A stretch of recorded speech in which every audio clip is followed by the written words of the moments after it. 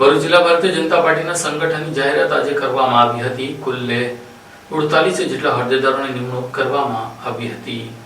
ભરૂચ જિલ્લા ભારતીય જનતા પાર્ટીએ તેના નવા સંગઠનની જાહેરાત કરી છે. આ નવી ટીમમાં કુલ 48 હોદ્દેદારોને વિવિધ પદો પર જવાબદારી સોંપવામાં આવી છે, જેમાં 3 મહામંત્રી અને 8 ઉપપ્રમુખનો સમાવેશ થાય છે. પક્ષના સંગઠનને વધુ મજબૂત બનાવવાના હેતુથી આ નિમણૂક કરવામાં આવી છે. જાહેર થયેલ યાદી મુજબ જિલ્લામાં 8 ઉપપ્રમુખ, 3 મહામંત્રી અને 8 મંત્રીઓની વરણી કરાઈ છે. આ ઉપરાંત ભાજપના વિવિધ મોરચાઓના પ્રમુખોના નામોની પણ જાહેરાત કરવામાં આવી છે. મહામંત્રીના મહત્વ હોદ્દા માટે ભરૂચ શહેરના સંગઠનના જિગ્નેશ મિસ્ત્રી, અંકલેશ્વર તાલુકાના બડકોદરા ગામના પરેશ પટેલ અને વાગરા વિસ્તારના નરેન્દ્રસિંહ પરમારના નામોની ઘોષણા કરવામાં આવી છે. જિલ્લા સંગઠનની નવી ટીમો જાહેર થતા જ કાર્યકરોમાં મિશ્ર પ્રતિસાદ જોવા મળ્યો છે. કેટલાક કાર્યકરોમાં ખુશીનો માહોલ, જ્યારે અમુક અસંતોષ પણ વ્યક્ત કરાઈ રહ્યો છે. આ જાહેરાત એવા સમય થઈ છે જ્યારે જિલ્લા ભાજપ પ્રમુખ પ્રકાશ મોદી બદલાશે તેવી ચર્ચા ચાલી રહી હતી. રાજકીય વર્તુળોમાં એવી પણ ચર્ચા છે કે નવી ટીમમાં પ્રમુખ પ્રકાશ મોદીની નજીકના ગણાતા આગેવાનોને વધુ પ્રાથમિકતા આપવામાં આવી છે.